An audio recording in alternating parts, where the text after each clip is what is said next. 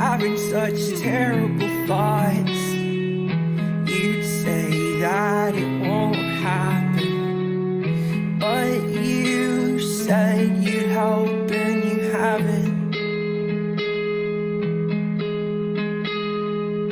I've been cutting everyone off, get a head start on my run. I won't be your sheep, your coin, or your son.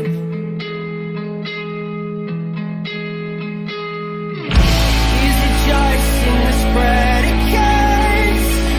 Coherent yet unknown name.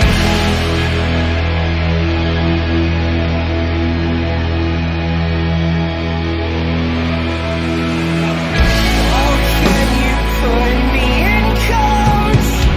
'Cause I was born for this language game.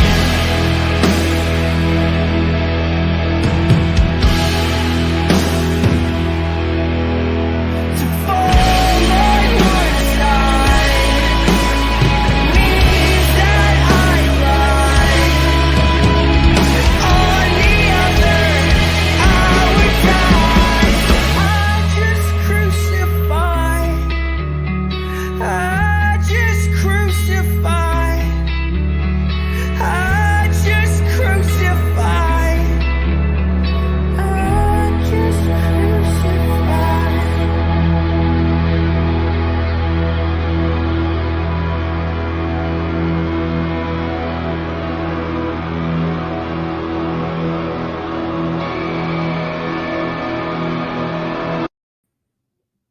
Welcome everybody to Apocalypse here. And yeah, today we're a few minutes late, so I think we want to just kind of jump right into the show. But to kind of get us started, we're going to be talking about analogy of being, which is a theological concept that we'll get into, we'll explain at the start. And then kind of go back and forth on John's more Barthian view versus Samuel's more classical theism view of the topic. But yeah, so to kind of start us off, we're going to pull in Samuel, and he's going to explain kind of what we're talking about here with what this whole analogy of being is and kind of set the stage for the conversation. But with that, yeah, I'll throw it over to Samuel. Sure. So, well, according to Barth, the analogy of being is the invention of the Antichrist. But as we'll get into, that's not historically where it comes from. That's one way of putting the origins of it, the idea. But anyway, so the analogia entis, which is Latin for analogy of being, is originally a term that you get as a piece of scholastic terminology. So after the Reformation, you have certain types of Jesuits, like Cajetan is one of the famous ones, who came up with this technical word. But it's a piece of terminology that has roots in Aquinas in particular, and also earlier thinkers like Augustine. But it's most prominently a word which is used in the name of a work called The Analogia Entis by Erich Schwara, who was a 20th century German Jesuit philosopher theologian. I kind of like using that combinatory word, philosopher theologian, as opposed to just philosopher and theologian. So Schwara was an extremely prolific and erudite Jesuit, but Barth, I'm not sure we'll get into Barth later, but perhaps I'll get into just the philosophical and theological background of where Schwara gets this word and idea from, because it's at once a traditional idea, but it's also an innovation in a sense. So, a lot of my comments here will just be based off there's the edition of the Analogy Entis by John Betts and David Bentley Hart. They have John Betts has a huge 110-page introduction, which is very helpful. I recommend people get it if they want to get into reading this very difficult text. But yeah, anyway, so I'm not going to go into every single detail of all of the sections, but basically, you have roots of this idea in like Plato, Aristotle, but just to skip those, just for the sake of time, we get to Aquinas, who is the most important figure for both contemporary theology and also for a lot of the Catholicism versus Protestantism kind of dynamics, right? So in Aquinas, the word analogy appears as a kind of via media, or a middle way between what's often called univocity, or speaking in the same voice. So where two words or ideas, they mean the same thing, or equivocity, which is the idea that two words mean different, or two ideas mean different things, different senses, right? But I'm not sure how much I can get into detail, but there's two kinds of analogies that are important to understand. You have what's called the analogy of attribution. So where you have, in Greek it's called the proshen, which it basically means you order two terms to one primary analogate. So, for example, you have the common examples used by Aristotle, which Aquinas also uses, is the example of health, which you can predicate differently, but not equivocally, of man, urine, and medicine.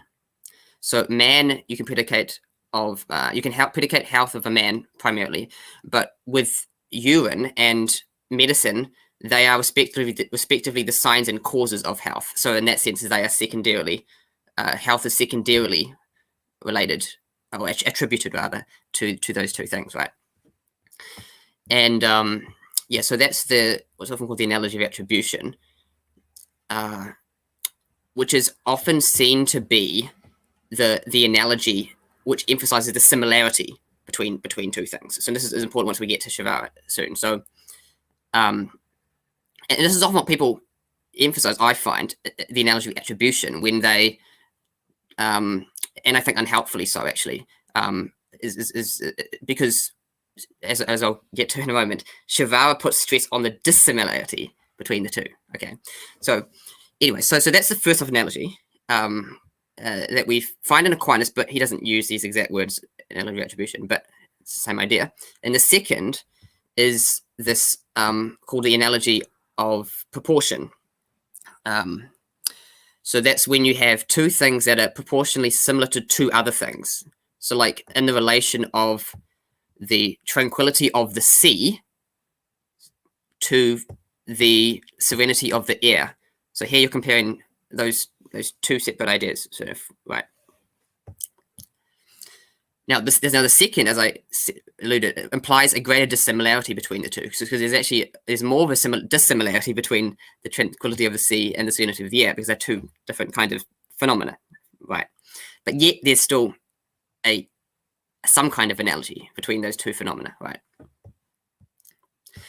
Okay, so now once we get to this, so this kind of linguistic phenomena, once we get to understanding it theologically, we make this distinction between the order of knowing, order cognoscendi in Latin, and the order ascendi, or the order of being.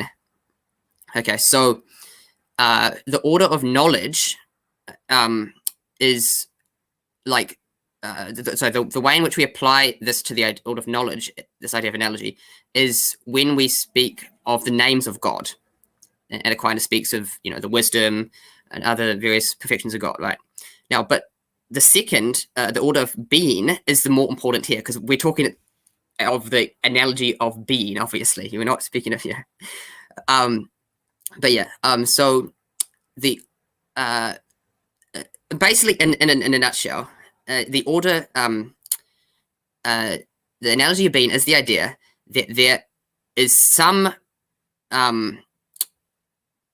relationship between God's being and creaturely being, right? That's the very simple way of explaining it. But for Shivara, now I'll just get into a bit of the more of the background. There is, in the words of the Fourth Lateran Council, so this council in 1215, there is for whatever similarity we note between God and creatures, there has to be an ever greater dissimilarity between the two, because God's being is infinitely of a different order than our being, which is finite, right? Okay, so now I just quote some parts of Aquinas here, just because it's quite helpful. So one of the most key texts in Aquinas, which more or less explicitly refers to the idea of the analogy of being, is in the Summa Theologiae, question 4 on the perfection of God. Article 3 speaks of whether any likeness between God and creatures. So he cites Aquinas in a kind of conjunction of the protological and the eschatological. Genesis 1:26, let us make man in our likeness, in our image and likeness, and 1 John 3:2, which says, when he shall appear, we shall be like him. Right. And so here's the quote from Aquinas. He says, therefore, if there is any agency not contained in any genus, which is God, he establishes that God is not in any genus, right? Its effect will still more distantly reproduce the form of the agent, not, that is, so as to participate in the likeness of the agent's form, according to the same specific or generic formality, but only according to some sort of analogy. As existence is common to all, in this way, all created things, so far as they are beings, are like God as the first and universal principle of all being. So as you can see in that last line, insofar as God is the first principle of all beings, or ipsum esse, being itself, as he says in other places, we are beings. There has to be the analogy between the two. Otherwise we would not exist at all. Right. Okay. So yeah, and then so that's he continues in that question, in that article of that question rather, by referring to Dionysius's Divine Names book, chapter 9. He says, although it may be admitted that creatures are in some sort like God, insofar as we have been, and God has been, right?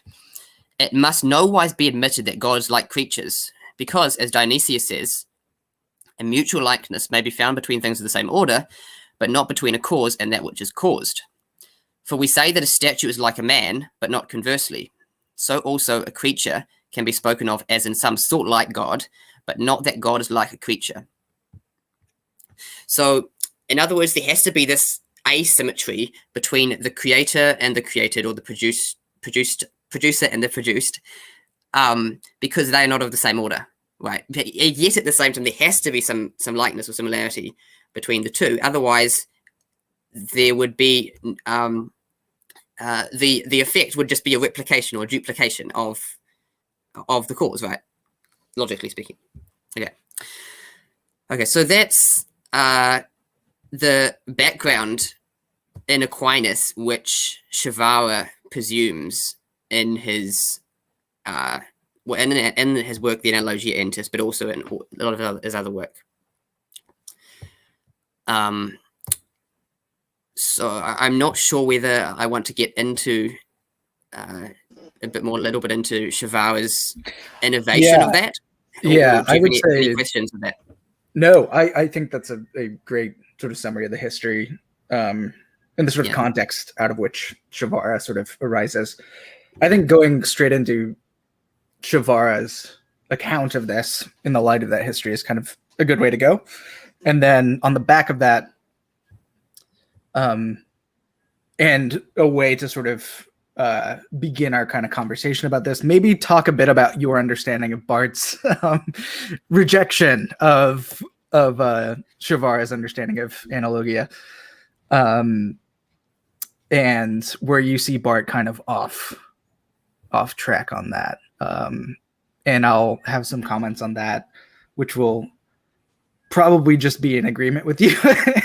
But that would just sort of be a good way into kind of having a discussion on maybe before but maybe before Samuel goes, if you could, John, just like give a brief, just a couple sentences or whatever of like what this is. I think it would help people in the like listening, maybe like as they listen to Samuel, just if you could just summarize up, just like basically repeat it and make sure you're on the same page, that's fine.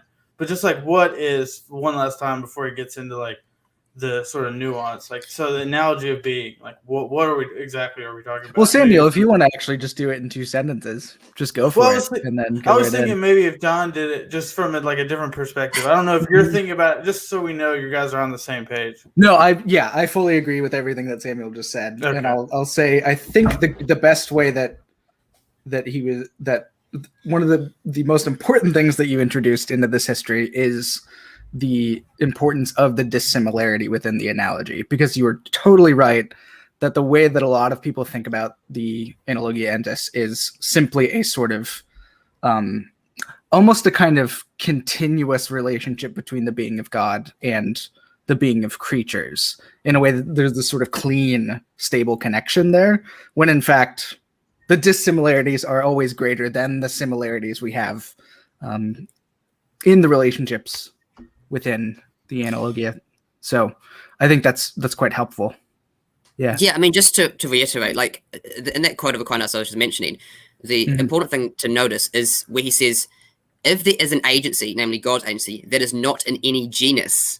So it's important because God is not in any genus. He transcends all the Aristotelian categories, in a sense, right? He's not a being among other beings. So that's exactly the key point. Yeah, exactly. Yeah, the analogia entis is maintaining that distinction between God's being and creaturely being, right? That God is not just sort of some greater, like the best being that's sort of floating around on the same sort of level as human beings, right? A sort of Superman, right? I think that's great. So did you want to go into Shavara now, perhaps? Yeah, I think going into Shavara. Ethan, is that kind of... No, I think it makes a lot of sense. Because that kind of points out like the issue with this, wherever, like where you can kind of take it too far and focus more on the similarities and end up thinking of God as just another being amongst beings, or just a better one. And that's not what they're getting at.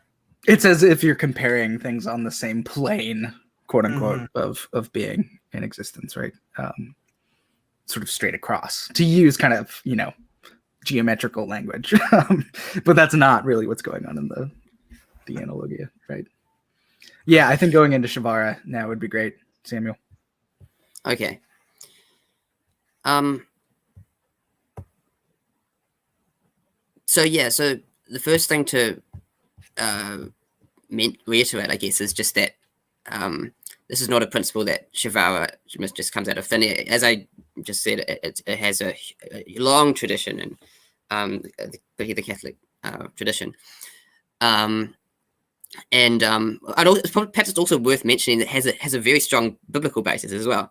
If anyone's, if people are interested in the biblical basis. So just because, we're going to get later into perhaps into Shavara's more of his exegetical, theological basis of the Trinity and other things. But so, there's that verse in Romans 1:19-18, 1:19-20, which speaks of the Creator being revealed through the creation. And then there's also this other verse which was probably one of my favorite verses in the whole Bible, although it's not in the Protestant Bible, it's in the more expanded canon. In Wisdom of Solomon, you have this verse, 13 verse 5, which says, for from the greatness and beauty of created things, their creator by analogy is seen. So it uses that word analogy in the Bible. So the word analogy is used in the Bible. But yeah, anyway, so this is just to reiterate that that there's a biblical basis as well as a metaphysical, philosophical basis, for saying that there's an analogy of being between God and creatures. I mean, and there's also obviously other verses which speak of God's transcendence, which because those verses were emphasizing God's immanence, if you will, or his revelation. But there's obviously other verses like Isaiah, which speak of how God's ways are not your ways, and many other ways that speak of God's transcendence, right? But I won't go into that. But anyway, to get into Shavara, you have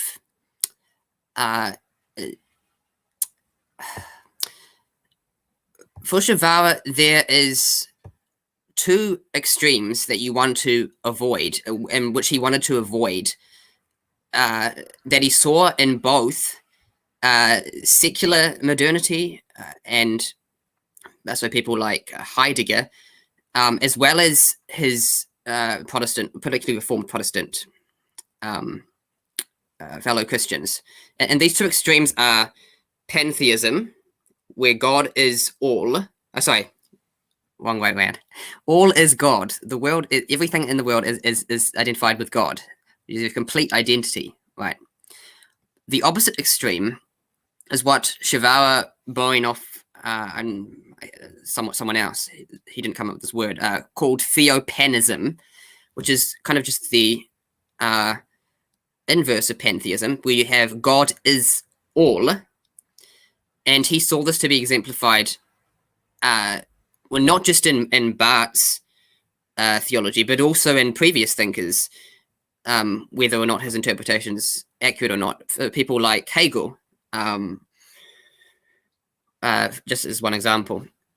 Now, so what Barth wants to do is that in engaging with modernity and engaging with his fellow Christians in his day, he wants to steer between these two extremes by employing the analogy of being as a metaphysical principle, or a denk form of a kind of intellectual form or principle that shapes your thought, so that you don't on the one hand you don't want to, as Barth at least in his earlier work, perhaps in the Romans commentary, try to portray God as so transcendent, so the infinite qualitative distinction between God and creatures was so radical that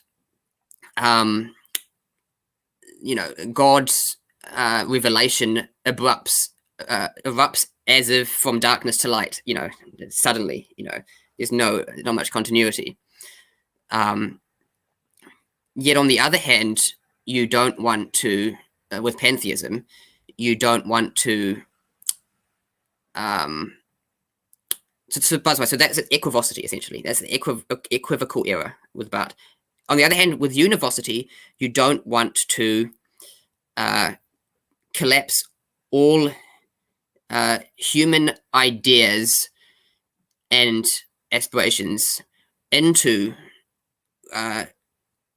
what you conceive to be God's being and his essence and that sort of thing. And by the way, this is we'll get into this, but this is what I think Barth was reacting against, particularly after the war, is that a lot of liberal Protestants, to him, were using God or invoking God to support their militaristic political goals, or and so I agree with Barth that this is idolatry, and this is it's important to critique this era of univocity, where you so easily collapse your own ideas about God as as if it exhausts God's being. That is, it's just univocally it is speaking of God, when that's a dangerous error. Okay, so we should go from there. Perhaps another important thing to mention about Shavara's idea of the analogy enters that there's two types of analogies in Shavara. So you have hold a second, I just need to notes. So you have the immanent or horizontal analogy and a transcendent or vertical analogy. And so these analogies kind of intersect like a cross, in a cross-like structure, like horizontal and then vertical, right? So the immanent analogy of the analogy entis is one that understands that there's a kind of dynamic unity between essence and existence. So in Aquinas, you have this dynamic tension between, in the creature, his essence or its essence, what it is, and its existence, that it is, right?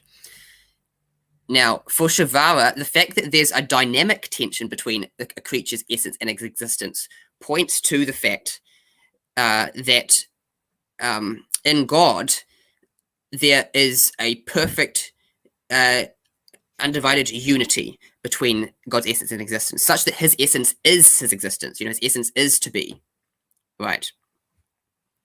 So this is how you can see how he links. There's a continuity between philosophy and theology, in a sense. Or another way of putting this is philosophical metaphysics and theological metaphysics. So we're still doing metaphysics. We're still speaking about being, but we can begin. And I think this is we can get into Barth now. So this is Barth's issue, I think, is that for Shavara began with philosophical metaphysics in his analysis, whereas Barth seems to want to begin not just with theological metaphysics, but with a very specific account of theological metaphysics, which is shaped by special revelation and and that sort of thing. So so to get into what I think Barth was reacting against, and where I think he went wrong, is that so there's this principle that you find in Aquinas, also amongst many other 13th century scholastics in his day, which is that grace does not destroy nature, but rather it presupposes and perfects nature. And you can state this principle in at least two other ways as well. So you can say, for example, that reason does not destroy faith, but presupposes and perfects it. Or you can say the same with philosophy and theology. You can say that theology does not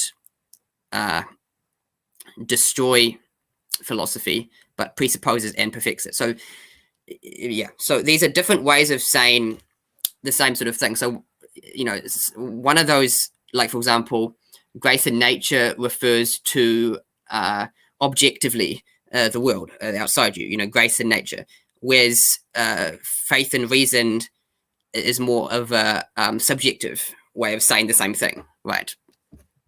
Anyway, so Barth he didn't like this principle. Basically, he not he didn't like it. He seemed to vehemently disagree with it, and that's where I think he was wrong. So I think that in order for the Christian revelation to make coherent sense in the first place, there has to be an analogy of being philosophically. So like just trying to illustrate this in a sort of way. So like, and Betts makes this point in a really helpful article. I'm just going to quote from it because he just put it really well. He says, so in this I can share it with people that want to see it later, but he's speaking of the relation between the incarnation and the analogy of being. And he says this. He says, if the world is univocally identified with God, then there could be on God's part no real advent, no real coming into the world. The being of God and the being of the world would be indistinguishable. On the other hand, if the world is equivocally different from God, then Christ could, metaphysically speaking, not have come into his own, as it says in John's Gospel at the beginning, but would have been entering into a reality, not simply fallen, but fundamentally alien to himself as the Logos by whom all things were made. At the end of the day, therefore, the analogia entis turns out to be indispensable to Christian doctrine on multiple levels, from the doctrine of creation to the doctrine of incarnation to the doctrine of sanctification, etc.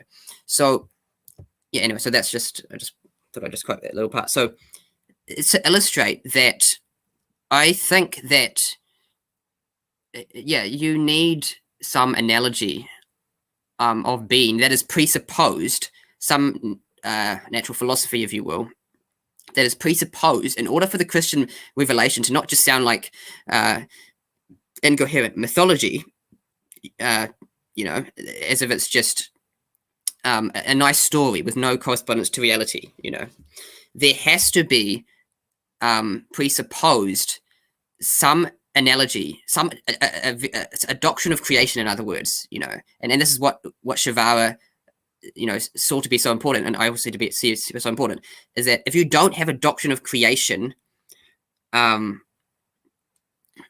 established, then the adoption of the incarnation and the Trinity, they don't make sense, you know, and so yeah, I don't know if that's, you know, have any thoughts on that, John? So no, that's great. I thank you for that. I agree with probably 90% of it. I think your analysis of the early Barth in particular, where he's pointing toward sort of radical otherness of God fundamentally, because he's worried about the political situation that he's in, and his teachers that he's seeing as sort of capitulating to, you know, something he's quite worried about.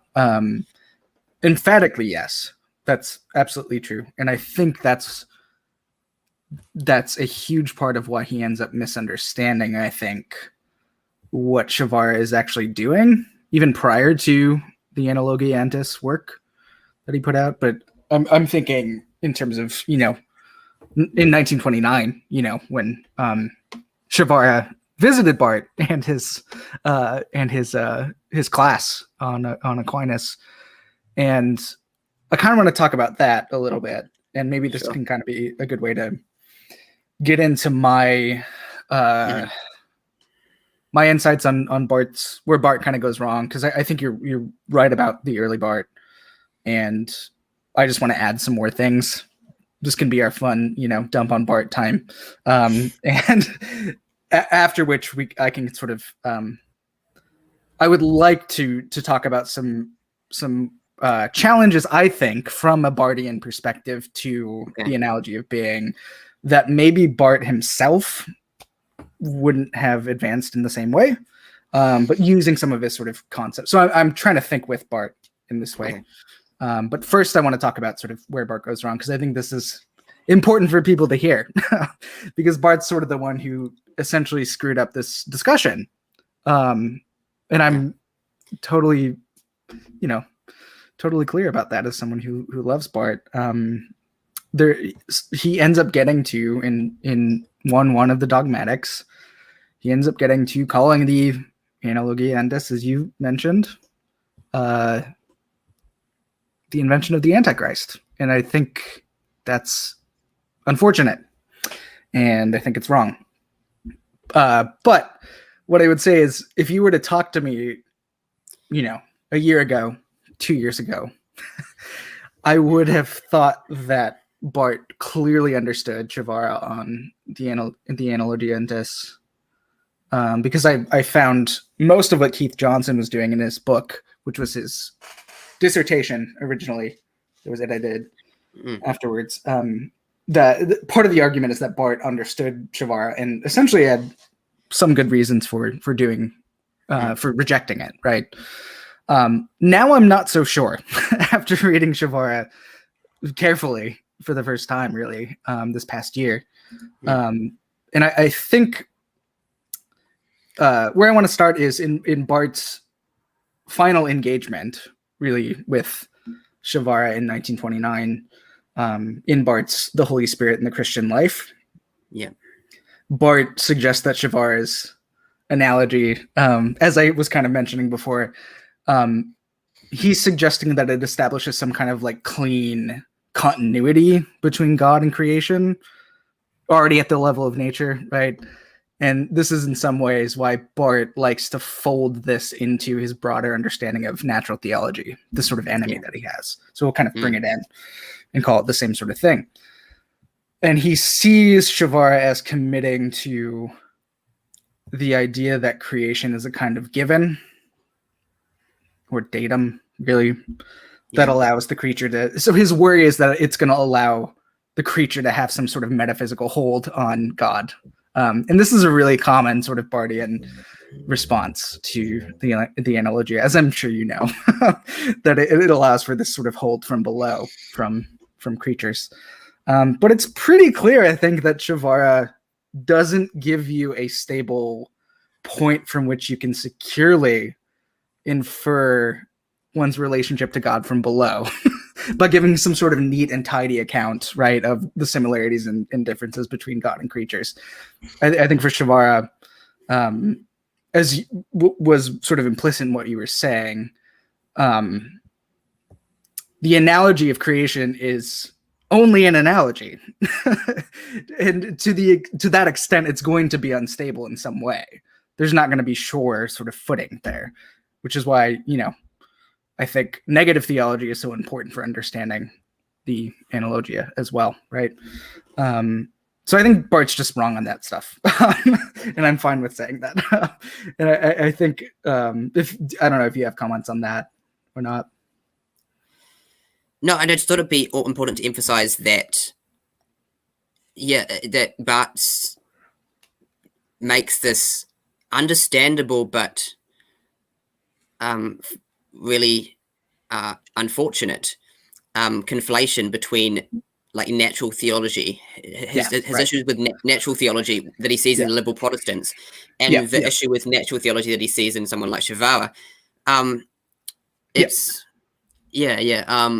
was wondering perhaps if you want to talk a little bit about like the issue of natural theology in Barth in general. Like, why is it an issue? So what Barth is worried about fundamentally, and this sort of this does change a bit later on, because I actually have a video on this on my channel on natural theology, is that he's worried about constructing an account of God from self-evident truths that we derive from the cosmos that everyone can just sort of see. And then we build our account of God sort of from there, simplistically. We derive some sort of truth from there and then go on and build that. And he's worried about that sort of controlling the revelation of God in Jesus Christ specifically. So he's worried about sort of building out from observable things in the cosmos, because he sees people doing that all around him in certain ways to do with the German spirit. That's where God is, claiming that God is in certain cultural things, right? And then deriving your account of God from there. And he sees that as opening up room for projection, as you were talking about, projecting our own sort of understanding of our culture and who we are onto God, which is idolatry, right? So he's worried about that sort of stuff. And he's so worried about it that when he detects something that to him sounds like that, which for him the analogia sounded like that, he's really quick to kind of fold that into that problem without necessarily fully, understanding it.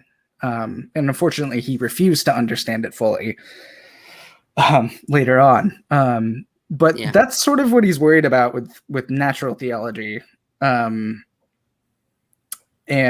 beyond that, I don't really know, from a Barthian perspective, what else would be sort of wrong with it, because Barth ends up developing a kind of quote unquote natural theology later on, where he's totally fine with saying, in the light of Jesus, we can see these lights that are being reflected in the natural world, in philosophy, in other kinds of human endeavors. We can see these things, and they're there as reflecting the true light of Christ. But for him, it's a retrospective point. Yeah, does that make sense? Yeah. Could I Yeah. kind of say one thing? So as I'm hearing John, so are you kind of saying that, I know you don't want to like speak for Bart, but like, do you think if he would have understood it better, he wouldn't have had such a problem with it? Or do you think that the idea of the analogy just actually does fit with other parts of Bart's theology, and that's kind of what you're trying to do? Does that make sense what I'm asking, I guess? Maybe say it one more time. I think I know, but I don't want to respond. Yeah, I think I got something confused. you're not asking. But like, so basically, is the point that you're trying to make that Bart misunderstood the analogy, but had he understood it better, he wouldn't have had such a problem with it? Or if you don't want to say that, because that's kind of speaking for him, so that's kind of pointless anyway. Yeah. But is it more that like it actually does? You can be a Bartian and not disagree with this if you understand it. Like the most, like Bart's theology does allow for this analogy. I think I think the second one is probably closer, because I think you can accept the analogy as I want to talk about, with certain qualifications to do with ontology, which I think would be interesting to talk about. And this would sort of probably expose sort of the differences between Samuel as a classical theist and myself sort of thinking about being and God's being in a slightly different way. But yeah, I think that certain dimensions of Bart's thinking can, in fact, work well with something like what Shavara is doing. We don't have to combine them, right? I think we can think about them alongside each other, but I don't think they're necessarily fundamentally sort of opposed to one another. If that makes sense. Yeah, to you. No, that I think that helps. Yeah, it helps. So do you mind if I continue on with some of the sort of problems I see with the kind of Bartian approach? Yeah. And this relates to what I was talking about with the sort of similitude in the analogia. I think that is incorrectly understood if we think that it entails some kind of simplistic metaphysical bridge building between God and the creature that Barth feared would sort of obliterate God's otherness and God's transcendence. That's really what he was worried about early on, was kind of removing that entirely. And that's unwarranted, as you've talked about already with Shavara. There's no sense in which God is not. In fact, God is emphatically transcendent in Shavara's understanding. Where there is similarity, however great that similarity is, as you said, there's also even greater dissimilarity between God and creation, right? Beyond that similarity for Shavara. It's not some sort of, and this is where Bartians, I think, go wrong. The analogy is not some kind of metaphysical superstructure that connects the being of God to the being of creatures, right? And it's never something that's going to compromise divine transcendence by any means. So I think Barth's worry about that is just wrong. I think he that's part of his misunderstanding, I think, of the analogy. Is that fair, you think, Samuel, in terms of how you understood Barth? Yeah, that seems like it. Like, for example, in that work you just mentioned, the 929, the Holy Spirit and the Christian Life, is it called? Like it's one of the places where he actually quotes Shavara using this phrase, how the creatures open upwards. And he totally distorts what Shavara means in the context. Like, it's the opposite of what he's trying to say. He thinks that he takes this phrase to mean that the creature is like has a receptivity to God that is not hindered by any like Right. sin or whatever or anything like that. But in context, Shavar is talking about the ever greater dissimilarity, between God and creatures. Yeah, I'll have to recheck the passage for Shavar. I can't remember exactly where he got it from, but I just remember that the bit saying that the open upwards, that phrase or whatever, is Yeah. the total inverse of what he meant. But yeah. Yeah. And like, I think the issue for the early Barth on this stuff is that he's constantly making that transcendence charge against Shavar. Like he does it over and over again it comes through in different sort of ways.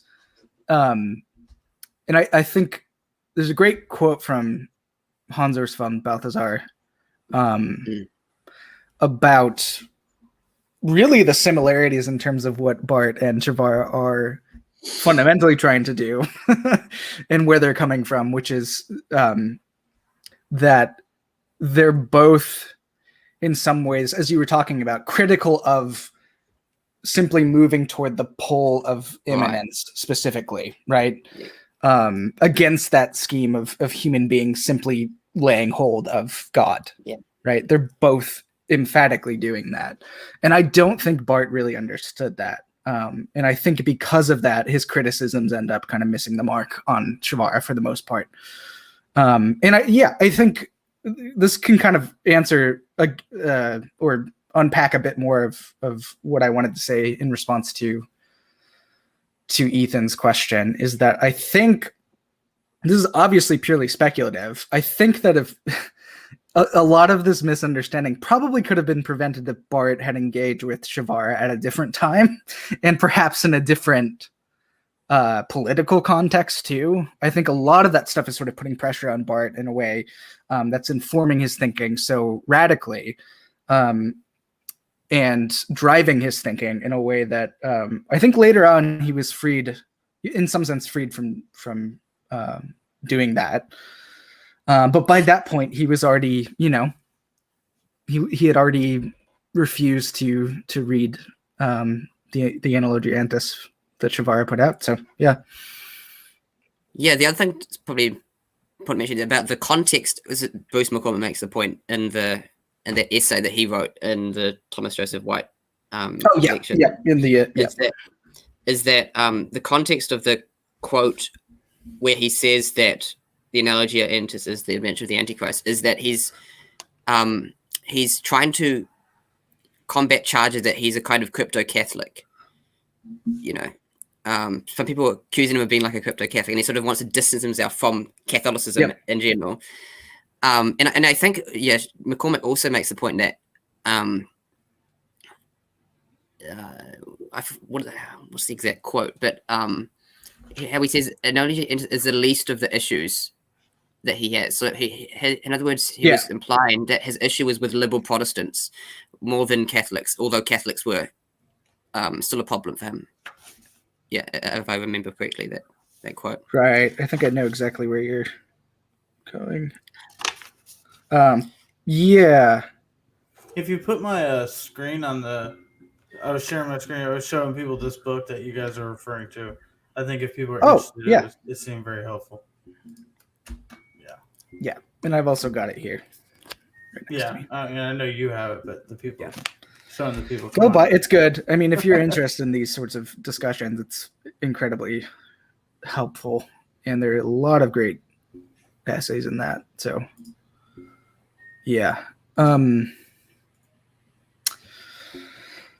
so that's kind of what I want to say about Barth. Barth's misunderstanding, kind of in addition to what you were saying, but I wonder now if I could turn to kind of turn away from the misunderstandings and talk a bit about some remaining challenges that I see, one of which you actually mentioned, and I'm not sure it's been dealt with sufficiently, and that's to do with that's to do with sin. And this may be a difference between sort of Catholic approaches and Protestant kind of understandings too. I don't know. It may very well be. I do think it's an often ignored dimension of this in sort of later discussions of a Barthian critique of the Analogia.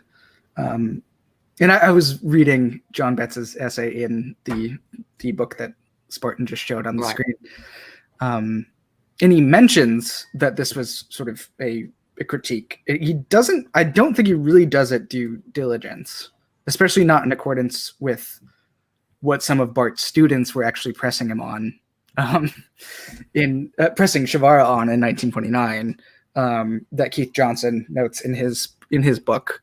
When Shavara was there meeting with some of Bart and some of Bart's students in a seminar. And that is, they didn't see Shavara adequately addressing the problem of sin as something that fundamentally distorts our rational capacities and will.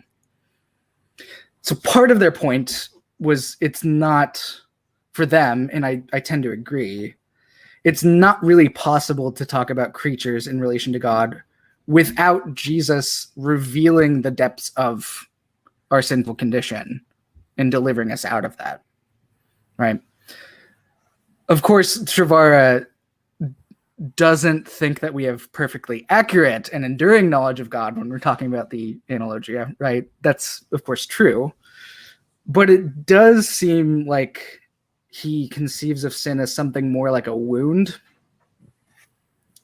or even the derangement of our proper relation to God. And it's more like an imperfection. So you were talking about the perfection, that grace perfects nature, right? So I think talking about sin as being something that needs to be sort of dealt with in some ways, I don't know if cosmetically is fair, but it needs to be perfected in some way by grace, ultimately. And of course, this is not just Shavara. This is sort of Catholic theology more broadly, right? So I'm not trying to pick on him. The issue here for me is that, so talking about the openness in Shavara's sort of account, that you mentioned concerning the creature's capacity for knowing God, whatever that may mean, however limited that might be, which it is, right? Especially by virtue of some sort of dissimilarity that's involved, which is true, as we've talked about. I still think it's too confident.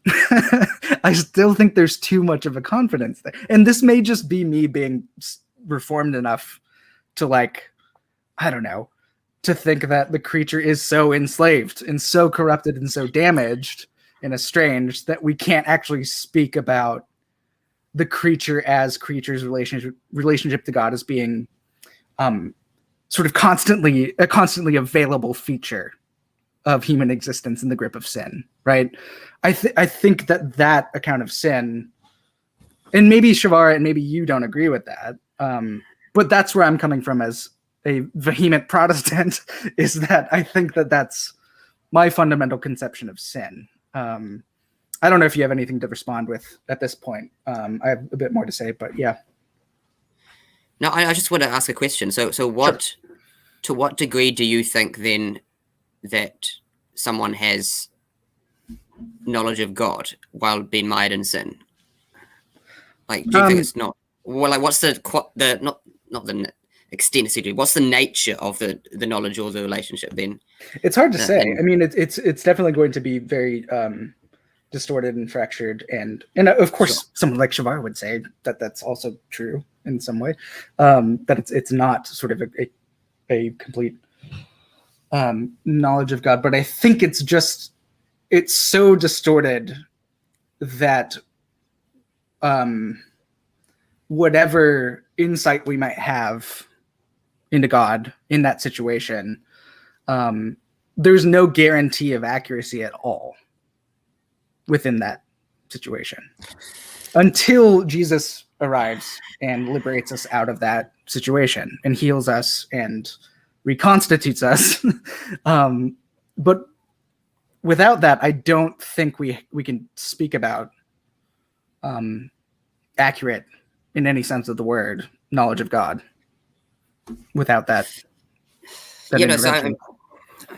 I'm perhaps just being a little picky, but when you say accurate or inaccurate, like that seems just a bit too vague word to use. Too much of it. I'm trying to, so like, because for me there has to be some correspondence or accuracy between the creatures, with the creature's knowledge of God before the advent of Christ, the revelation of Christ in the world. Otherwise, the revelation of Christ wouldn't make any sense at all. You know, that's the point I was trying to make earlier, right? I just don't think that's true. I think that in the revelation of Christ, and I want to talk about this more in a bit, but the revelation of Christ brings with it its own context into this world that isn't alien fundamentally to this context, because Jesus is also a part of it. Okay, as God incarnate, right? Yeah. So it's not simply an interruption from without. It's more complicated than that. Jesus is both, God and also a human being. But Jesus is the one who norms the language that we use about him in his arrival. He's not someone who's going to be fitted in simply to prior sort of metaphysical categories that we've set up prior to his arrival, or decided on prior to his arrival.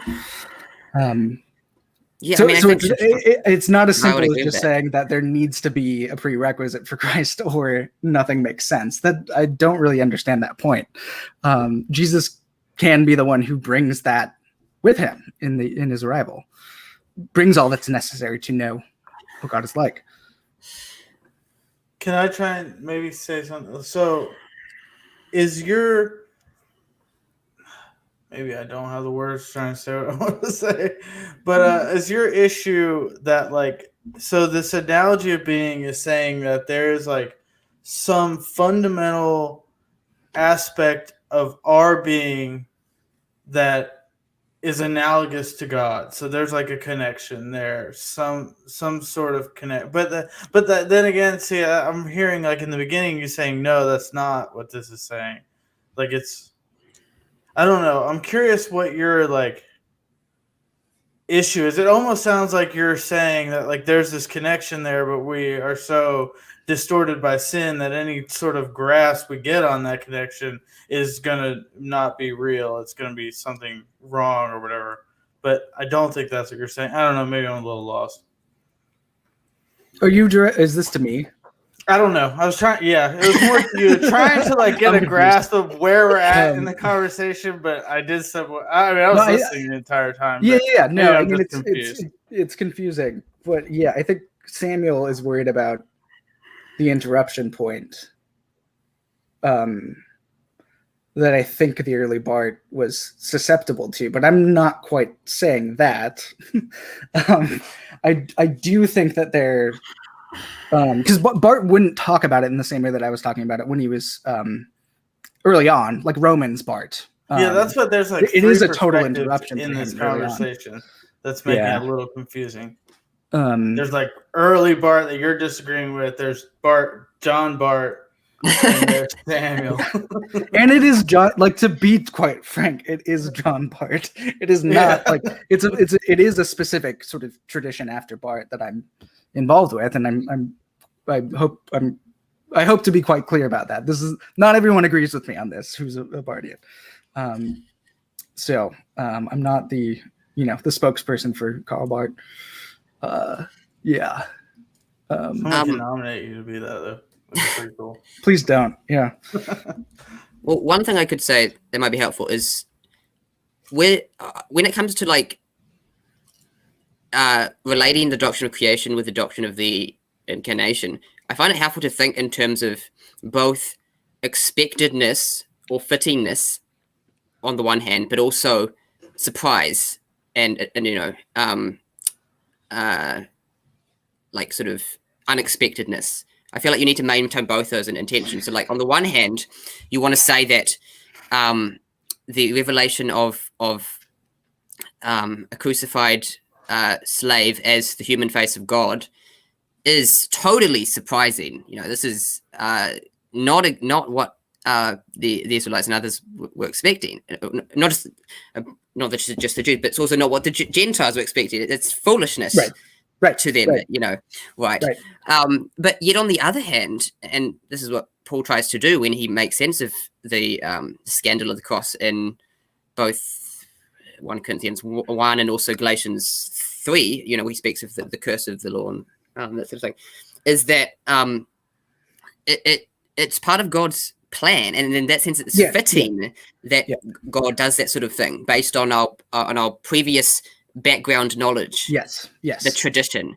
And so perhaps that's what I'm basically trying to say, and I think it's also what Shivara is trying to say. So I don't think you disagree with that in principle. So no, I don't. But I think the issue here, and I think this is actually really helpful for clarifying things, is that you were invoking creation earlier on in terms of the sort of the anticipation, I guess, or the fittingness, that the stuff that sort of makes Christ's incarnation later on in history fitting and appropriate in some way. I think that election for me is what does that, not creation. Election being the sort of logic of creation from before the foundation of the world. So this is where I would want to go sort of ontologically with Barth, is that for Barth, at certain moments, for Barth post 2.2, he talks about he pushes election into the being of God, right?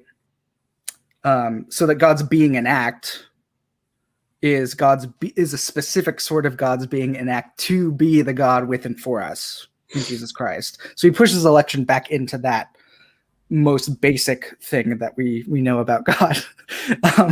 So that's kind of where I would want to go with the sort of ontology question with God's being, is I would want to ground things more fundamentally in that, and not simply talk about creator creature, but talk about the electing God and the elect, who is Jesus Christ, as the analogy, not just creator and creature. I see that as the most fundamental analogy, in the light of which we can talk about creator and creature, the creature being participants in Christ, in the elect one, and being a part of that analogy by way of correspondence. So I could talk about this a lot more, but I think that's probably where the difference ends up coming in, is I see the analogy being between this electing God and Jesus Christ, specifically.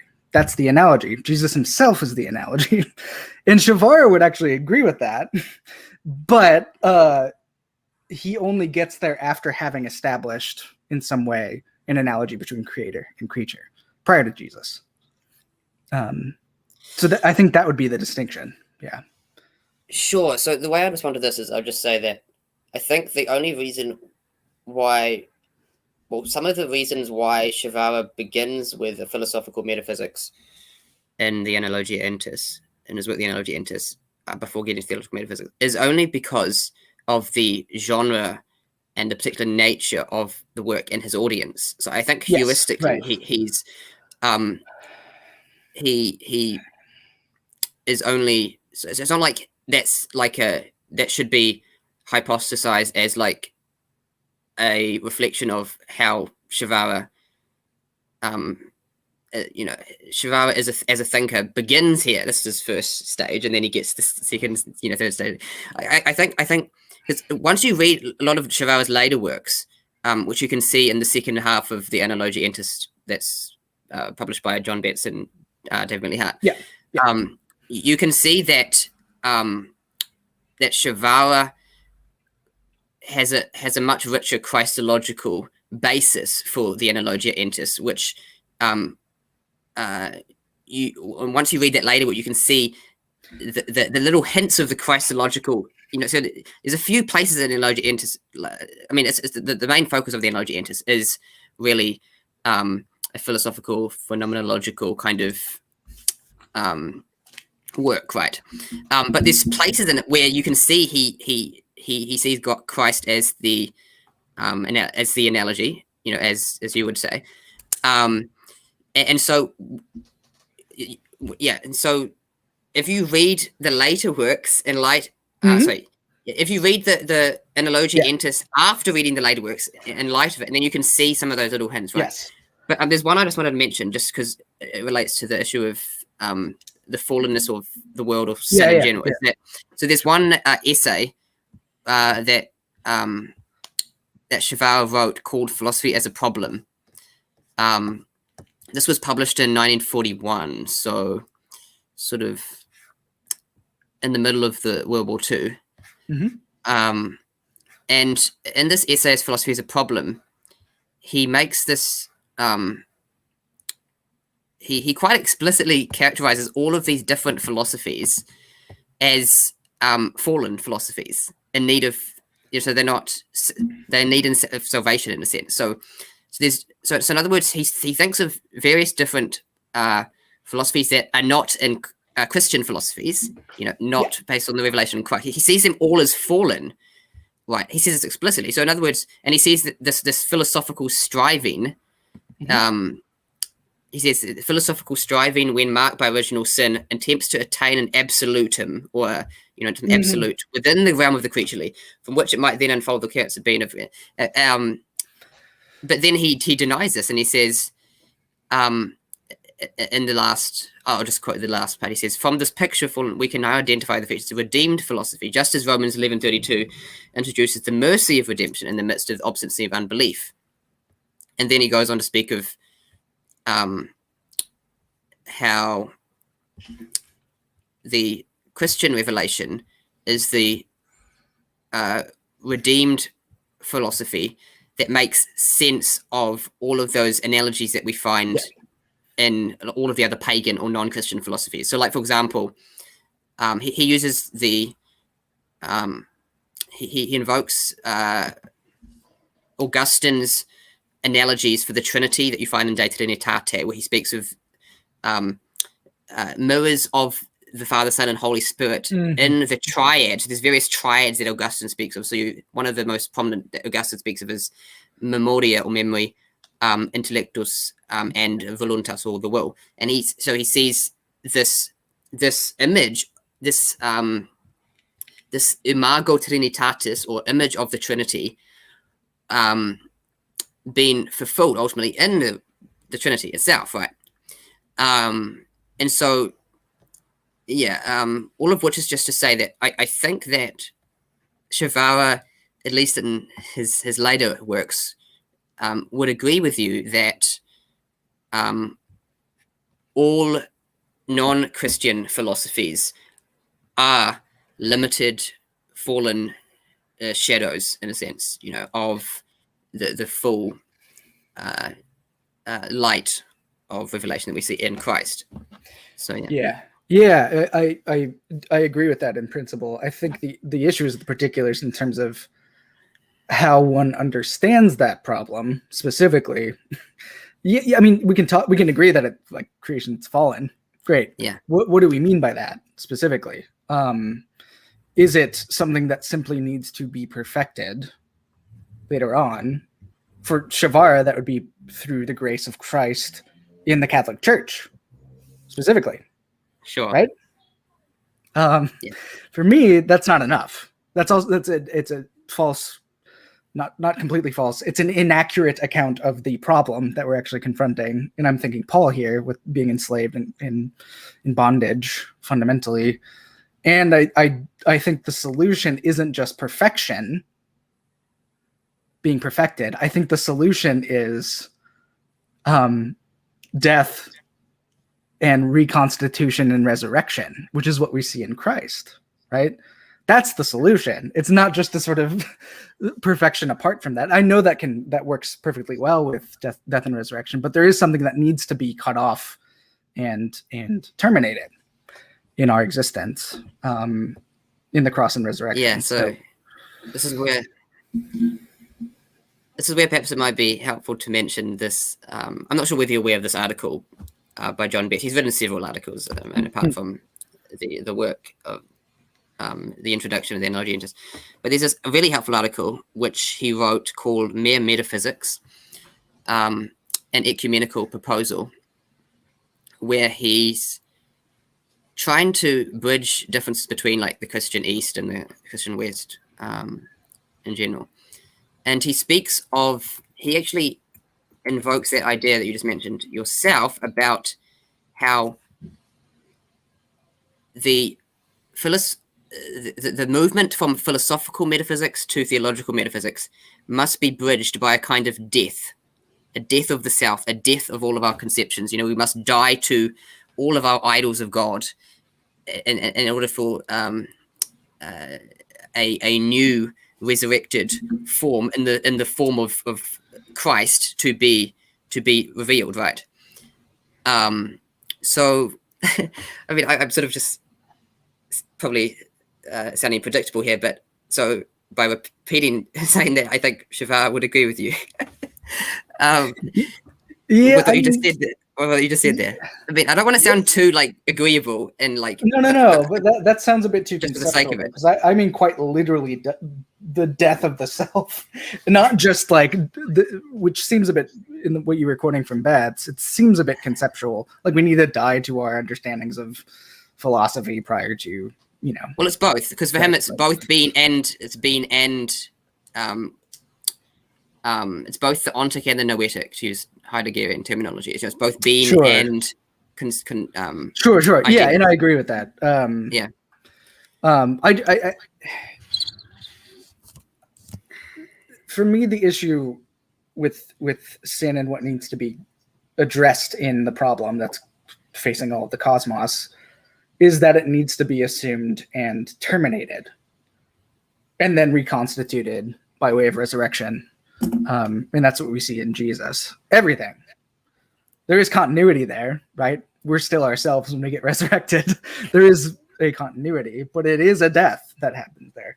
And maybe, you know, Shavar would agree with that. I just don't see that doing the sort of work theologically that I would want to see in these sorts of discussions. And maybe I'm asking too much of him, you know, because I'm quite new to the sort of flow of his thought, Sure, and where it sort of ends up going. Although I do recognize later on, he does end up getting more and more sort of Christological in his understanding of analogy. So Jesus is the ultimate analogy. He's the one who fulfills those previous analogies, and I have no problem with that, with the fulfillment stuff. You know, Jesus being the ultimate analogy. For me, theologically, it's just that if Jesus is the ultimate analogy, why not just start there in the way that we unfold things? Why start with an account of creator and creature in the way that we're explaining the analogy? Why not start with the ultimate one? And then in the light of that, give an account of creature and creator. This is a good question. And I suppose I could answer this like from Shavara's perspective, but also from my own perspective. So like from Shavara's perspective, I think, as I said a bit earlier, he's trying to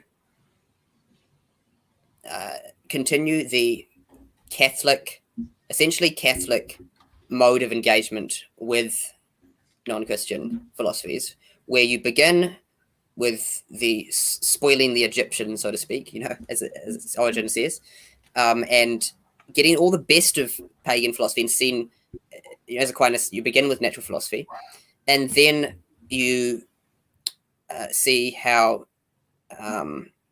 all that is in natural philosophy is fulfilled and perfected in the special revelation of Christ. So that's a contextual reason why, because he's obviously a Catholic and moreover a Jesuit, Roman Catholic, why he would begin with that. Another is just that, and this is another contextual reason, which is also a reason that I sympathize with. So this is now getting a little bit into my personal take on it, is that Shavara is writing in a time, as we are also, and we live in a time now, of a post-Christian secular age where the question of special revelation does not make sense without previously, in some sense, establishing, or at least, I don't want to use the word establishing. A better way of putting it is the conditions of the possibility of belief. To use a kind of sentiment that you find in like Charles Taylor as a secular age, the plausibility structures in the secular age we live in, they're completely different. Like if you compare someone living in the 16th century with someone living in the 21st century, right? And so because the conditions of the possibility of belief have changed, I think it's important to diagnose philosophically the issue of why some people have faulty conceptions of God, or usually like a theistic personalist image of God. God is a super person, for example. In order for the revelation, the special revelation of Christ to be plausible, to be a way of life that is not just a nice story. It corresponds to the truth of the world, to the truth of things. So that's how I would kind of respond to that. So yeah.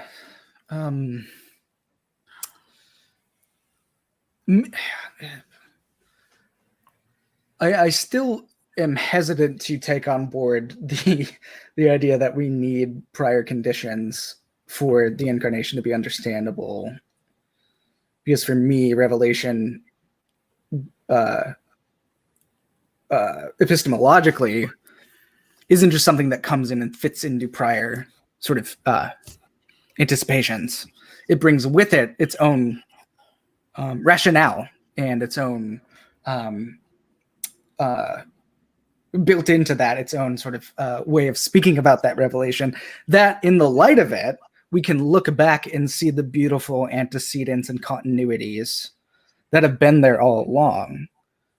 Like, say, in the Old Testament, in in prior categories, in human experience, all of that sort of stuff.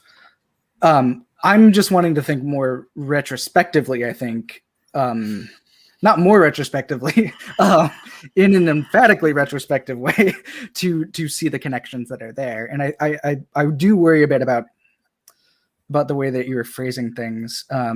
That said, I do think that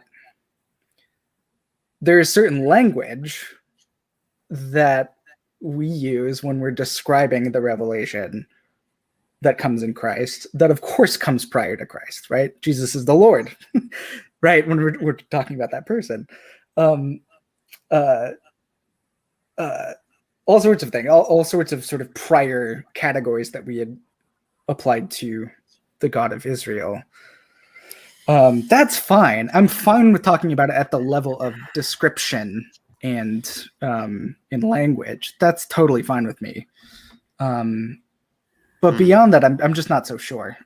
I think I kind of understand your concern. Yeah, because like if we use that name of the Lord, without the revelation that the Lord is a crucified slave, someone could take the name Lord as being like a dominating lord, like a Caesar or an emperor. Totally right. Yeah. And think of God in those sort of terms, right? Yeah. So I'm fundamentally political terms. Yeah. Yeah. Exactly. So yeah. So in that sense, I totally agree with you that the revelation of God in Christ provides us with the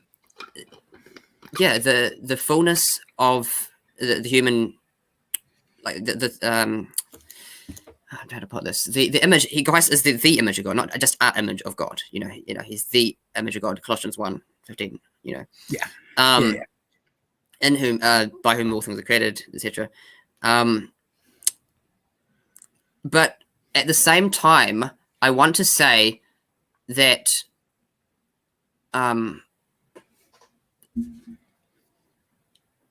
the incarnation of God's Logos, who is Christ, is already found in creation, retrospectively. So this is like the point that Maximus the Confessor often makes about how creation is already incarnation. Right. So we can see the hints of the form of the crucified slave already in the doctrine of creation, and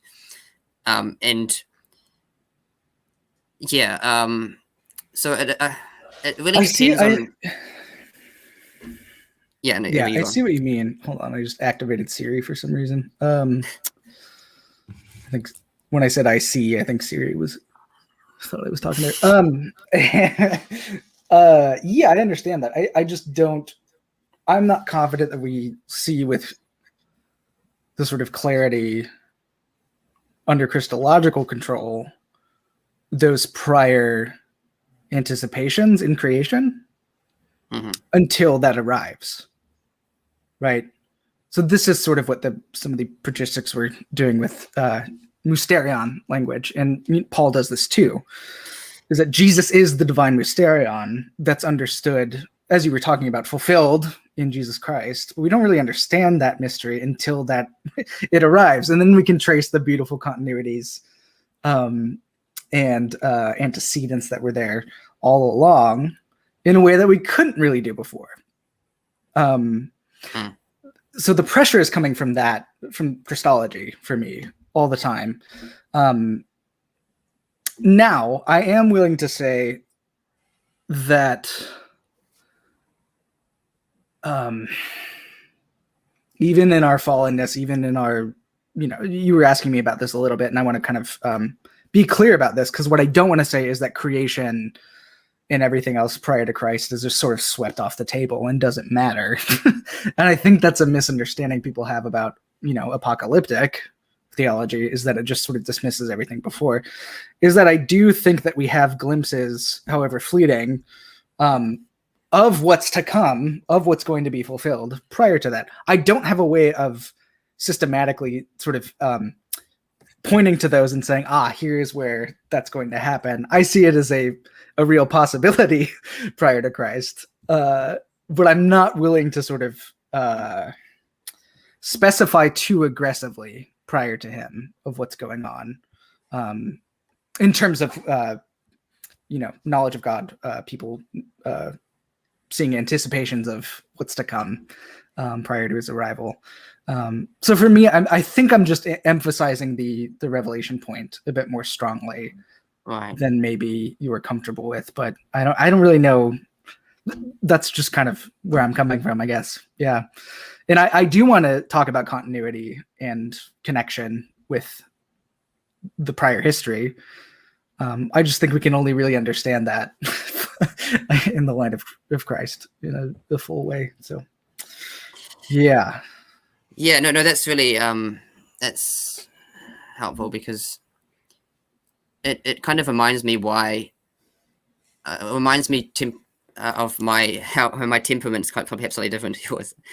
In a sense, because for me, I'm not comfortable with dualisms, and so like when people from, including yourself, from a more apocalyptic perspective, or their apocalyptic perspective, speak of like they make what I think are false dichotomies. So like they say, for example, that one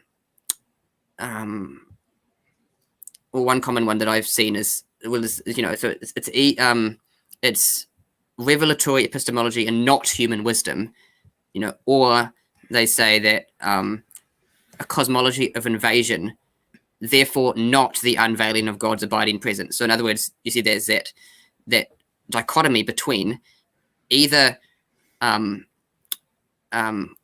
God's wisdom and human wisdom, or between a sudden eruption, an invasion of that which is not there before, versus something that's already there before. So like I want to say both and. I want to say that and I do too. I think I'm emphasizing and coming from the Right, eruption point of view, but I'm also wanting to say, God is totally involved throughout the history of Israel, unveiling God's self to Israel and to particular people, and within a particular history, right? Great, wonderful. I don't think we know the significance of that completely until that interruption, and so that's why I would prioritize that. Yes. In my thinking. Yeah. No. What you said there is helpful, because you said it's about the subjective, earlier I was mentioning the distinction between the order of being and the order of knowing. Exactly. Yeah. So for you, it's subjectively, I don't know this until this option. Yeah. Right. Whereas I want to look at it more from a, I'm not again. This is where I'm probably slightly not a Catholic, even while I'm adopting a Catholic metaphysics. I don't like. I'm with you in emphasizing the subjective, the existential element to faith and everything. Whereas Catholics often are not so comfortable. They want to emphasize the objective deposit of the timeless faith, whatever, or timeless metaphysics, or at least that would be a caricature, probably, at least of Shiva, but because he's not doing that at all. But that would be accurate to a lot of Catholics, at least. Now, where was I going with this? So there's this really helpful distinction that John Betts mentions right at the end of his introduction. He's invoking this distinction, which let's see if I can find it. It's made by the Lutheran. No, not Lutheran. A Catholic theologian called Otto Hermann Pesch. In a work where you might have heard of that guy. Yeah, he compares. He compares Martin Luther with Aquinas, and so he thinks that Luther and Thomas Aquinas can be compared in terms. So Luther is predominantly existential, whereas Thomas Aquinas is predominantly sapiential theology, and he thinks that. And I think this is even though this is a simplification, I think that superficially, at least, Barth is like Luther. I mean, he explicitly tries to be like Luther redivivus, or a modern kind of Luther. Even more so than he is, Barth's a Calvinist, but like if you look at the church dogmatics, look at where all the quotations are coming from in terms of Reformation thinkers. It's mostly Luther, right? So Barth, like Luther, is more concerned about the novelty of revelation and the event of faith. So like subjectively, where the individual sovereignly grasps, something. Whereas Shivara, like Thomas Aquinas, is at least superficially more concerned about the total mystery of the being of the cosmos as arising from God and returning to God and through Christ. And I'm sort of in between. At least personally myself, I'm in between Barth's emphasis on the existential subjective and Shivara's emphasis on the objective element of looking at the cosmos as arising from God and then turning to God and Christ. But I feel like why I'm not a Barthian, or at least fully sold as one, is because I think that there's a danger of, as Shivara saw, of theopanism.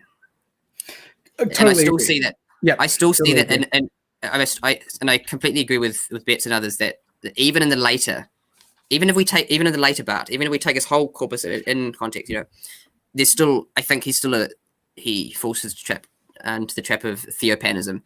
And that's where I'm with Shivara and trying to maintain this balance between pantheism and theopanism, right? Sure.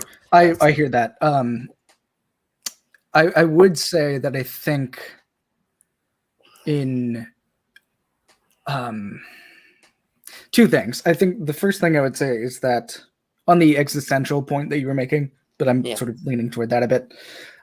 And you're wanting to kind of thread the needle a bit between sort of overemphasizing the sort of broader kind of ontological stuff. I agree with you on that, and I maybe, because of what I'm responding to, leaning toward the existential stuff a bit too much.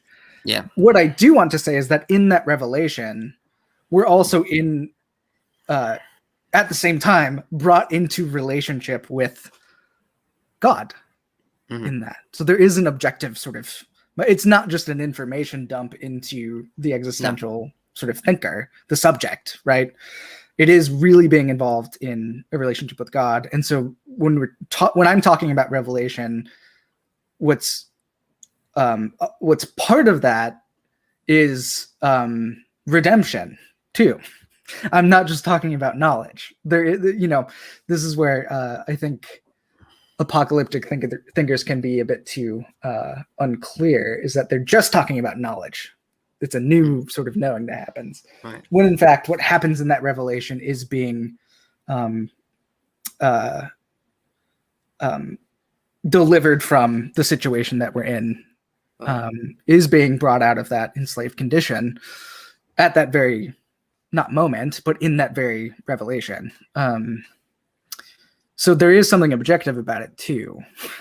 It's not the retrospective point is part of that, but it's also introduces a whole sort of account of relationality. And this is where Chris Tilling's great on relationality stuff to do with God and a lot of other people. But the second thing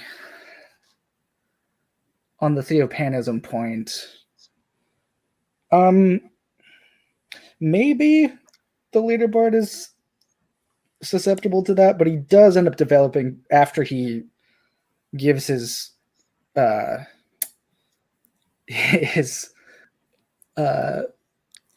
really innovative account of election in 2:2 and following, really 2:1 and following. He ends up developing an account of human correspondence too. It's not just God is totally sort of other. It's that Jesus Christ as the electing God comes to us in person, right, with us, and we're enjoined to respond in correspondence to that person who arrives. And that's where I would situate, as I was talking about a little earlier on, that's where I would situate the analogy.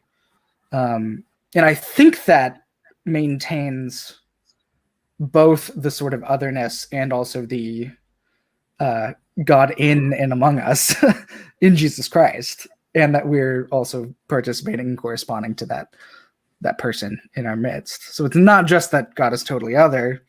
God has come to us in Jesus Christ, and we get to be a part of that by way of the Holy Spirit for Barth, right?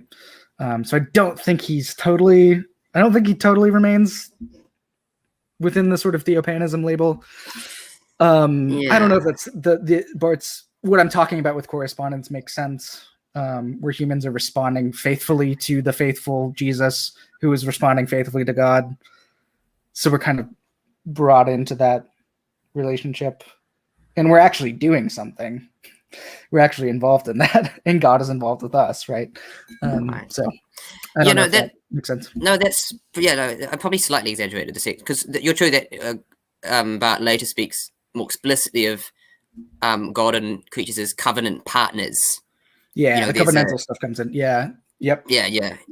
So it's not just about God unilaterally imposing or decreeing. And I think for Barth, don't tell George Hunsinger this, but I think for Barth, the very being of God is God's election. It is election. I think for Barth for some of the time, I think it is God choosing to be a God who is with and for us, and choosing not to be a God without us. That's involved in the being of God, I think, for a certain reading of Barth. That you are always already built into that account of election. You have humanity in some way. God is open to that relationship already, as you were talking about with creation. I would talk about it in election, that God is always already open to being a covenant partner with us in God's very being. right? And of course, that could get us into all sorts of conversations about simplicity and about classical theism, and all of that to do with the being of God. I understand that, and I would actually love to talk about that at some point. But that's kind of, I would want to push election more fundamentally into our doctrine of God, and not as some sort of external, decision that God does for us. Right? It is a part of who God is.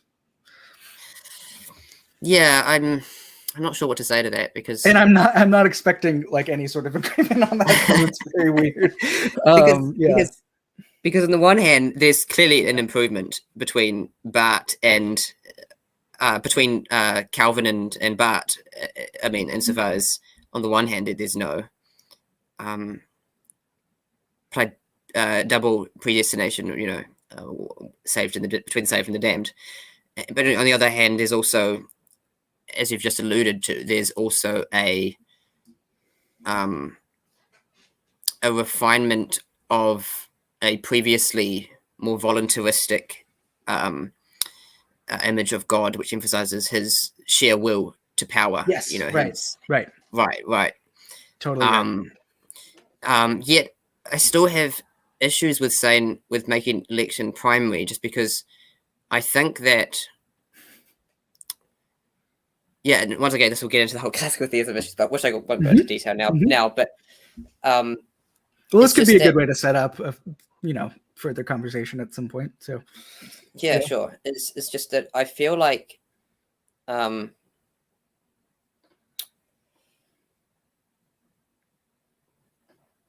one of the issues is that I have metaphysically is when you make this false dichotomy. It's often made in the when we're speaking of like God's creator ex nihilo, or creation out of nothing, is between either God freely chooses to create everything out of nothing, and then, which usually means libertarianly free, it could have been otherwise, or creation was in some senses necessary, and I think that this is a false dichotomy.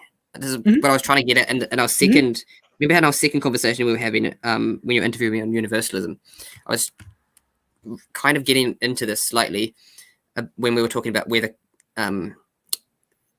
creation is necessary or not, and we were differing on how to define necessary.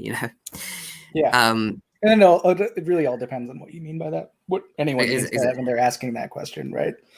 Yeah. Right. And what I want to do, for the sake of maintaining epiphatic theology, is to not conceive of God as an agent who chooses one option among other options.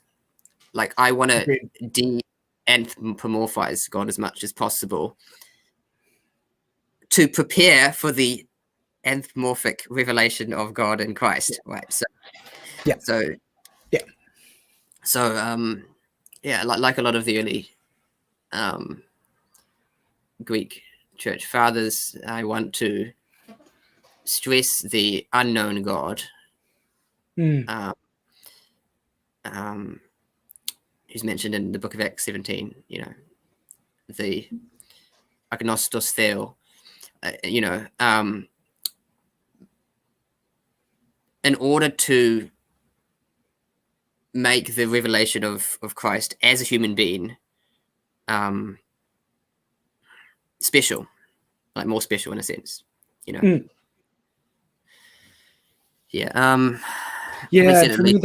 that sort of prior kind of anticipation. I like the language of anticipation a lot. That you're talking about. For me, that's in election specifically. That's in more fundamentally, because it is an election, it is in the very being of God.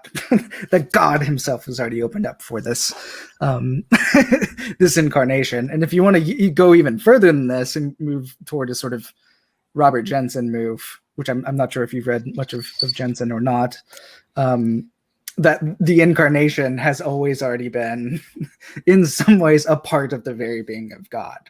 God is always already incarnating from before the foundation of the world. And that happens in time in God taking on flesh in Jesus Christ. But that's not something different than what's going on really fundamentally in God in eternity. I think there's something to be said for that kind of way of doing things too.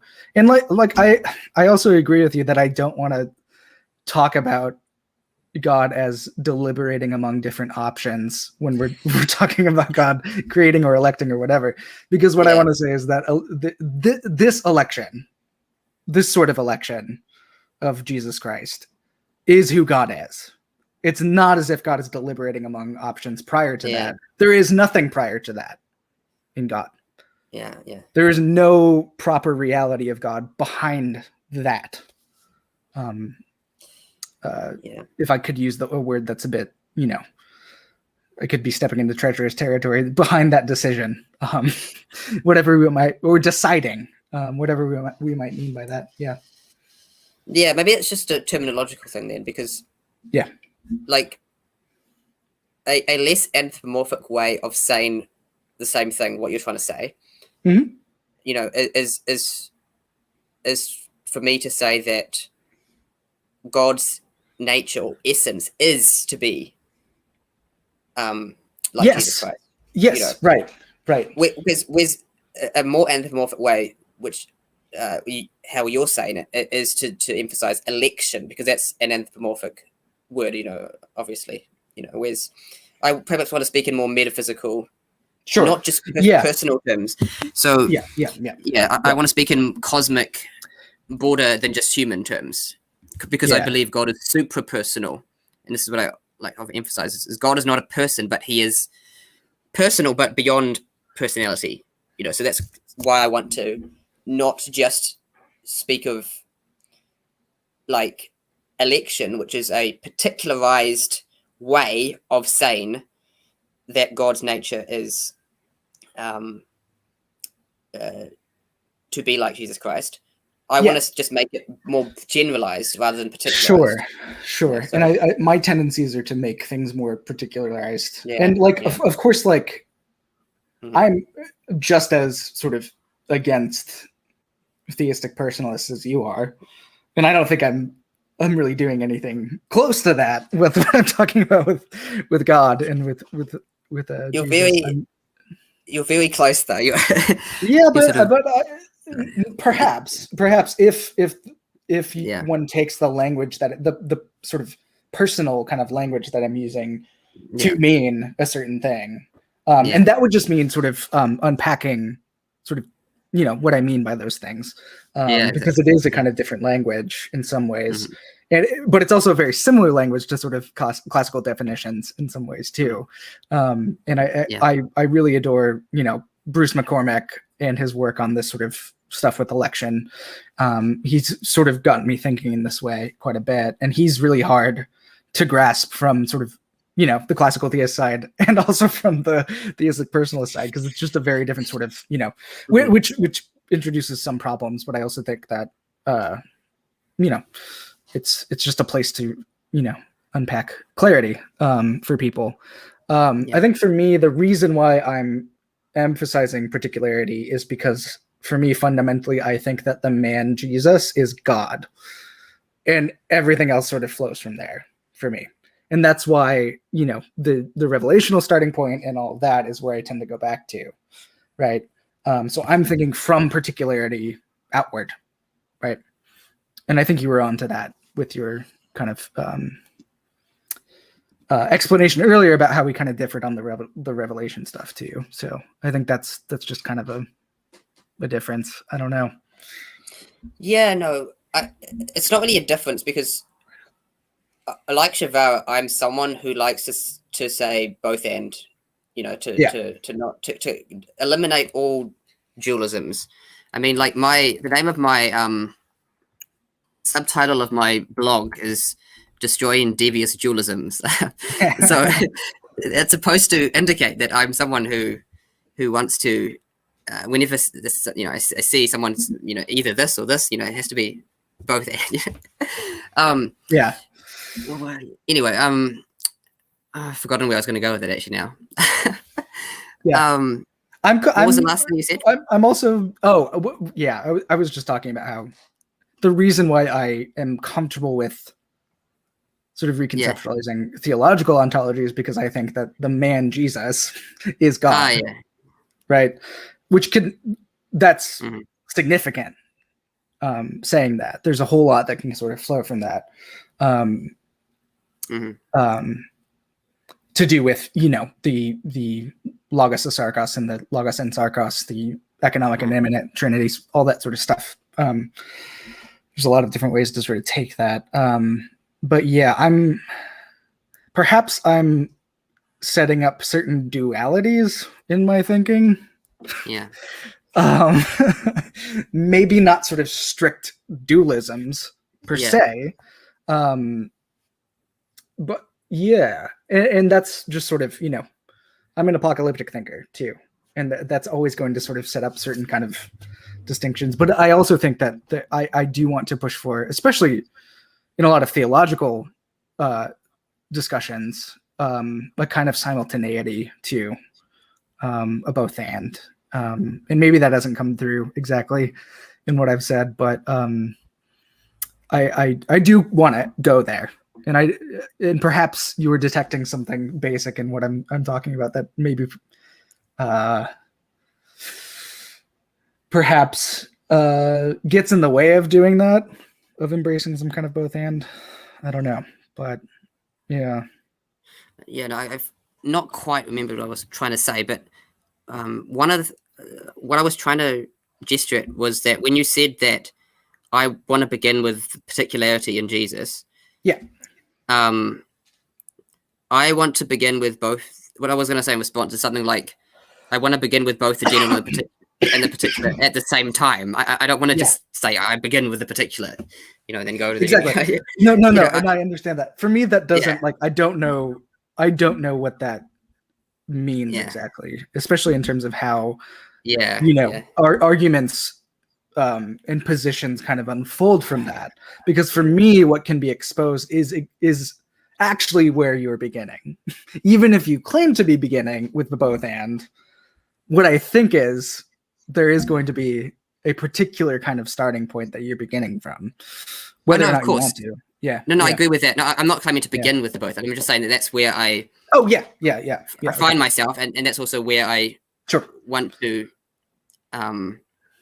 continually, again and again, emphasize that's what I see in the world, right? Is and particularly with Revelation is that I begin with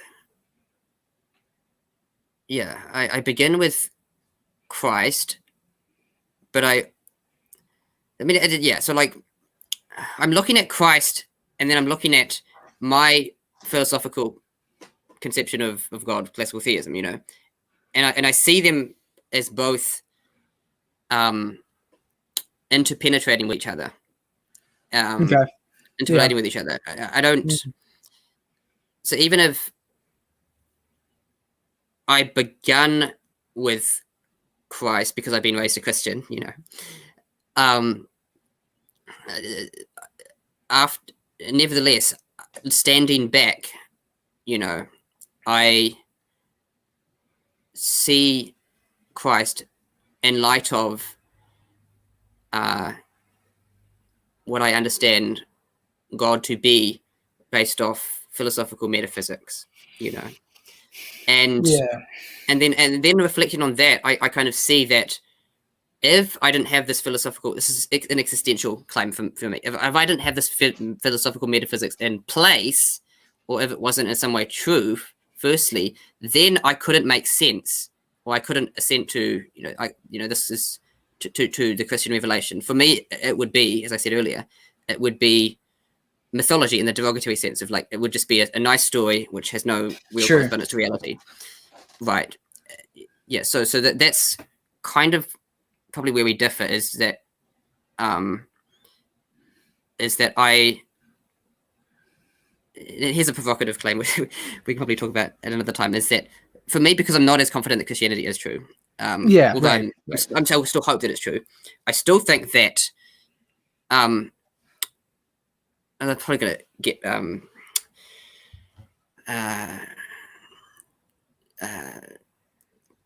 people will probably think I'm a heretic for saying this, but I'll say it anyway. You are, sir. You're fine. Yeah. is that if X hypothesis, by hypothesis, hypothetically, that Christ was not the exclusive incarnation of God, but rather he was a better avatar or incarnation of God compared to others, right? If that was the case, then for me, that would just result in not in rejecting Christianity, but in adopting a perspective, a more pluralistic perspective, which sees other religions and traditions as having their own kind of ideas of the incarnation. I don't want to homogenize and say they're the same, because in other words, I don't want to get rid of the particularity of the revelation in Christ, right? But I want to see it in a broader perspective, right? The revelation of Christ, right? And so that's why, like, for me,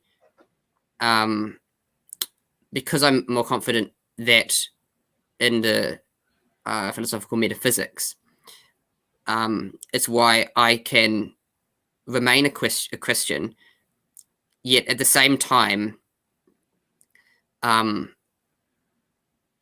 even if Christianity's hypothetically false, or at least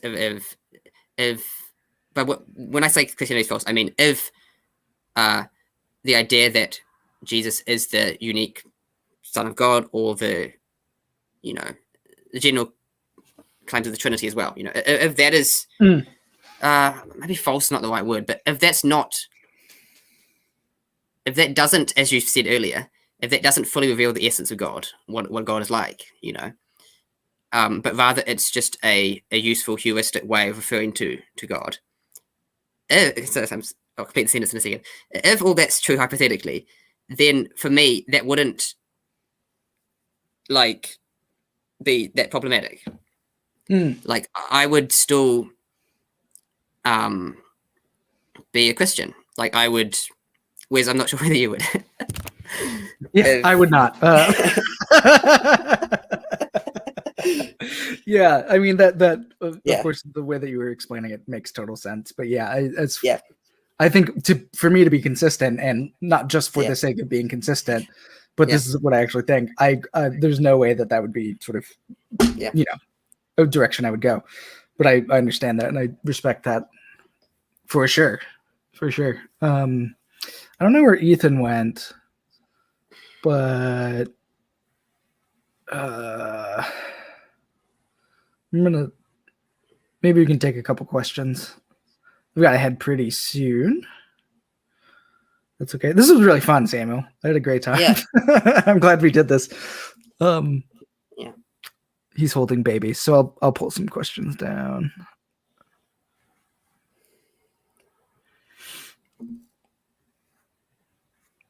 Oof, we've got so many. Oh boy.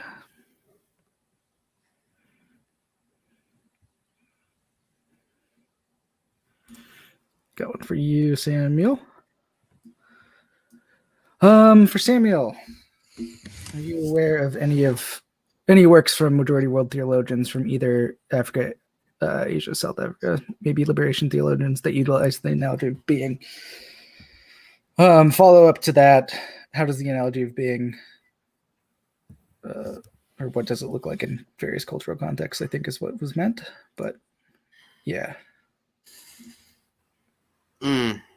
That's a good question. I don't have an answer. I mean, I don't know.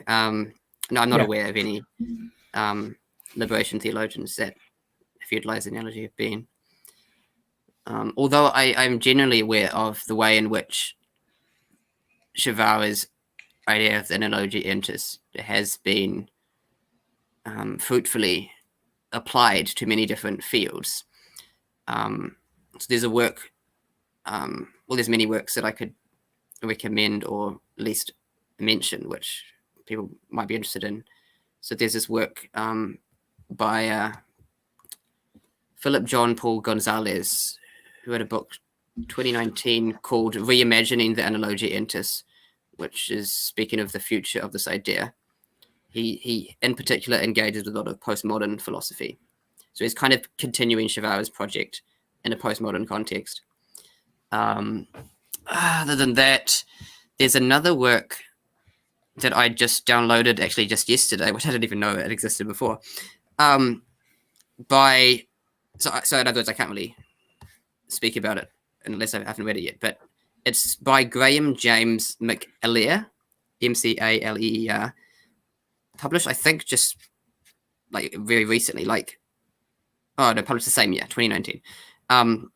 It's called Eric Shivara and Postmodern Natural Law, A History of the Metaphysics of Morals. And so, yeah, this book is worth getting, I think, partly because it was recommended by John Betts, who was he's the authority on Shivara. So it must be a good book. So I don't have anything else to say. Cool. Yeah. Great. Matt Dodrell, good to see you. Quoting me, the man Jesus is God. That's where we start. Well, me too. But from this particular point of departure, went on to come to some pretty interesting conclusions about non-competitive relationship between God and humanity, transcendence and immanence, etc. Yeah.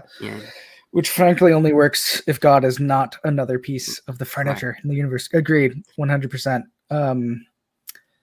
We're talking about being an analogical register. Yeah, this is very helpful. I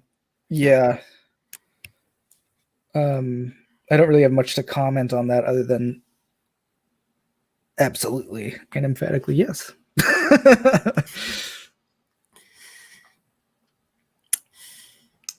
Someone asked about the homoousion. What about it? Just one thing I could mention to the previous question, just to add, is sure. Yeah, is that another recommendation? So, like in that same collection we mentioned earlier, Thomas Joseph White, there's an essay by my favorite theologian, David Bentley Hart, on this this question of why the analogy of being is indispensable for Christian theology, and so getting at that kind of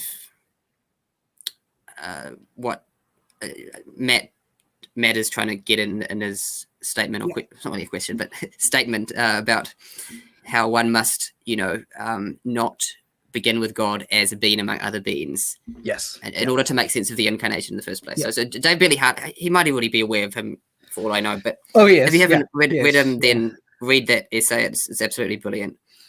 Because he's really helpful and he's really helpful in showing how Trinitarian metaphysics, as it formed in the 4th century, particularly, how that so nicely marries with the Platonist metaphysics of participation, which underlies the analogia entis, right? So yeah. Yep. Totally. I think that's all we got. Yeah, this is, essentially what Hart does, is thinking about creatio ex nihilo, as a kind of soteriological and eschatological topic. It's not we're not just talking about protology when we're talking about creation out of nothing, right? Yes. It's totally informed Christologically, totally informed eschatologically, right? And I think we both totally agree on that point as well. Well, Samuel, thank you so much for doing this, for taking a couple hours out of your day to chat about this. I know we had to reschedule this, but I'm glad we did it, and I'm looking forward to engaging with you more on some of the stuff that we left hanging in this this discussion. So we'll be in touch about that at some point. But since Ethan is feeding a baby, I will sign off, even though he introduced us today. That this has been Apocalypse here, Christianity you can live with. Thanks, everyone.